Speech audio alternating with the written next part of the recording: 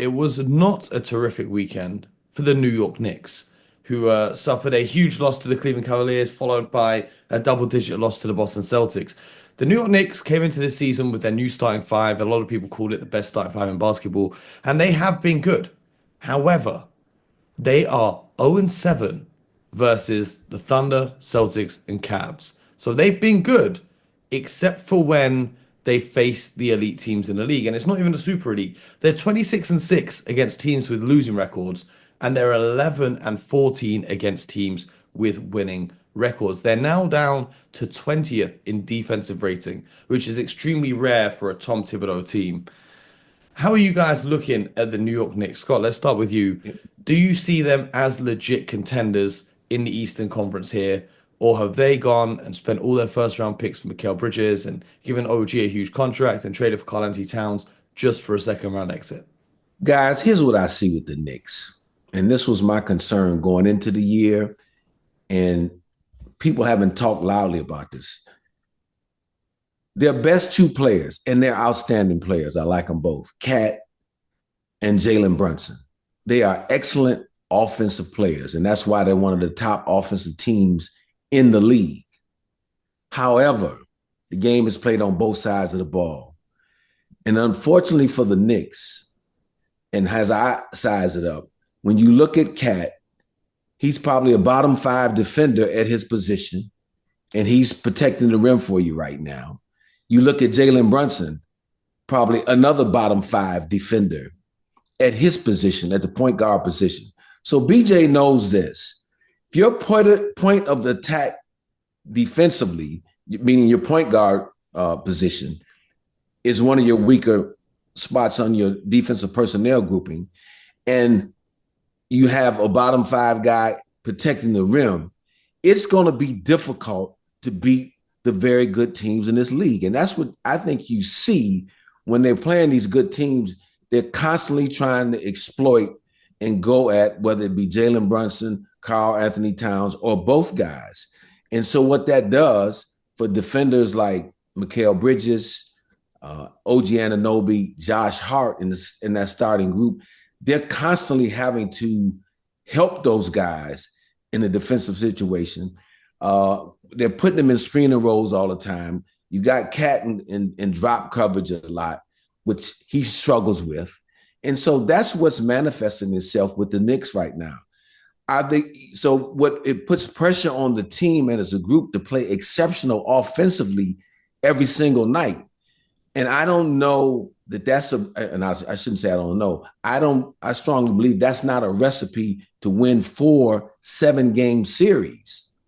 When you're talking about winning the championship, where you have to rely on your offense being exceptional every single night to win. Now, there are going to be some games and nights that they are, and they can overcome those shortcomings defensively and win a few games.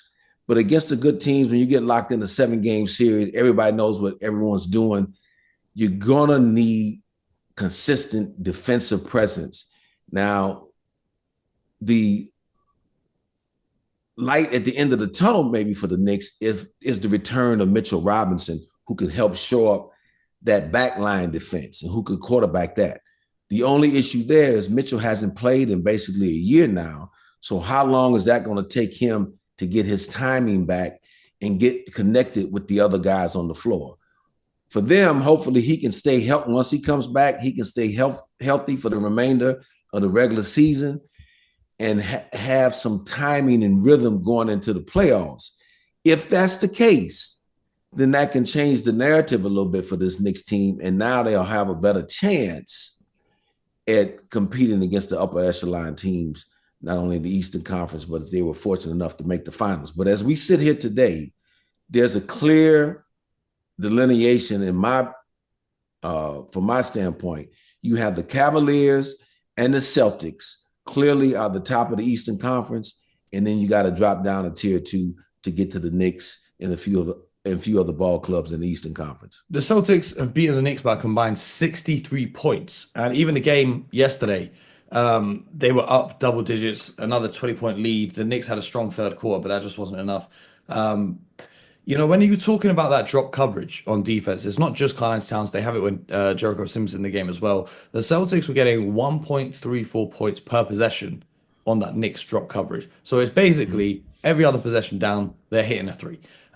It's not a good way to guard the Boston Celtics. But on the other end, the pick and pop with Karl-Anthony Towns trying to get off those 3 pointers, when you're up against a team like OKC or Boston who are happy to switch because they've got defenders that they're comfortable living with guarding either Brunson or Towns. That really stagnates the offense. You saw Towns really struggle. He couldn't get a shot off in like the first quarter. Didn't really score until I don't even know when he scored his first bucket in that game. Mhm. BJ, schematically, Scott talks about Mitchell Robinson. Mitchell's played 31 games in the last 2 seasons. So last season and this season combined, he's played 31 games.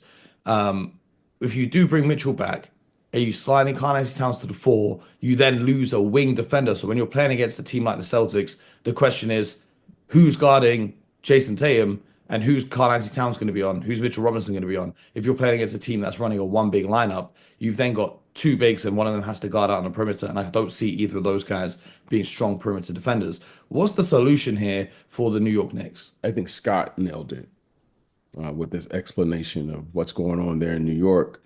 When you start talking about inserting people into the lineup, well, my question is, who are you going to who are you going to take to the bench? All right, you got Jason Hart, Anunoby, Mikal Bridges, Towns, Brunson. Okay, we obviously know Brunson and Towns aren't going to go to the bench. So I think that would be very disruptive to their team. And now you're looking for this one player to shore up the entire defensive component of your team. What does that really say?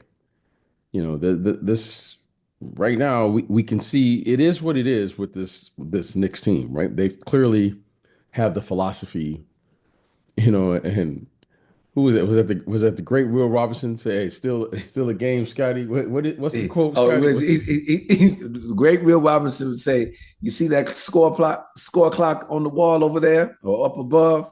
He said, "There's a reason why that's there. You got to score more points than the other team." Okay, That's so what Will would tell you. the coaches up there, Coach Thibodeau coach team, which traditionally has been a defensive team, they've taken on a new identity. Now they are an offensive team. However, the Celtics, yeah, they're pretty good on the offensive end as well. So against the better teams, it really shows itself. This part of the Knicks team really shows itself. They can't compete and outscore the Celtics, the Cavaliers, and those teams. Now, as every game I watch the Celtics, I just look at one thing. I just look at the minutes. I look at the minutes of, I mean, those guys are playing an excessive The amount of Knicks, minutes. not the The Celtics, right? Knicks. Yeah. Yes, sorry, the Knicks. I look at that with the Knicks and I go, these guys are, 2, 3, 4, some nights, 5 guys over Yeah, 40 40 minutes for minutes. Josh Hart, 35 minutes for OG. I think it was his second game coming back off injury. 41 minutes for Karl-Anthony Towns, 27 minutes for Bridges, 37 minutes for Brunson. And then you had four players coming off the bench. McBride got 27 minutes, Precious got 14 minutes, Cameron Payne played 10 minutes, and Landry Shamet got five. So that's what I look for with the Knicks. That's not sustainable.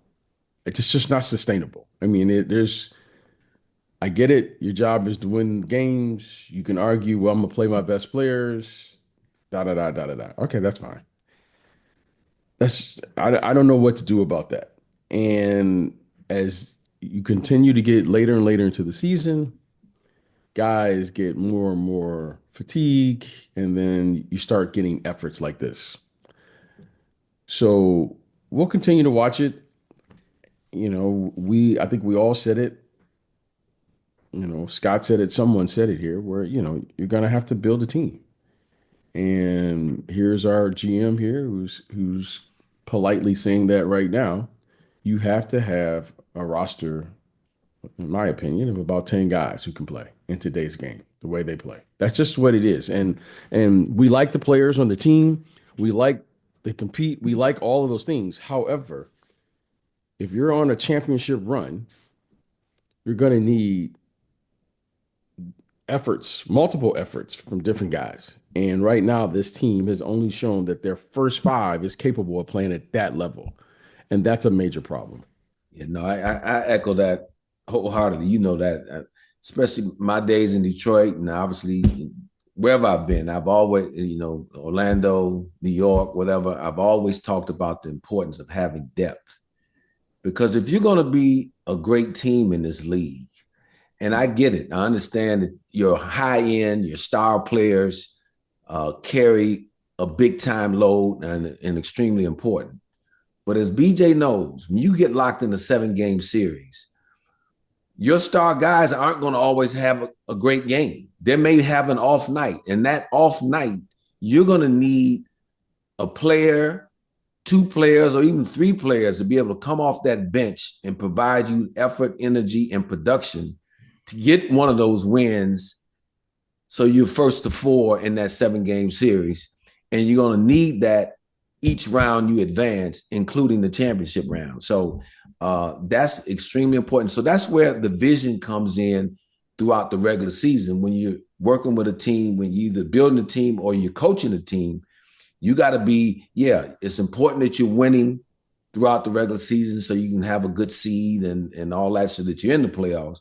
But also you got to have some forward-thinking vision in terms of, okay, what are we going to be faced with in the playoffs? So it's up to me to start really developing the depth of my bench and getting them quality minutes so there's no hesitation come playoff time to go to some of those guys when you're going to need efforts to be able to beat the better teams in the league.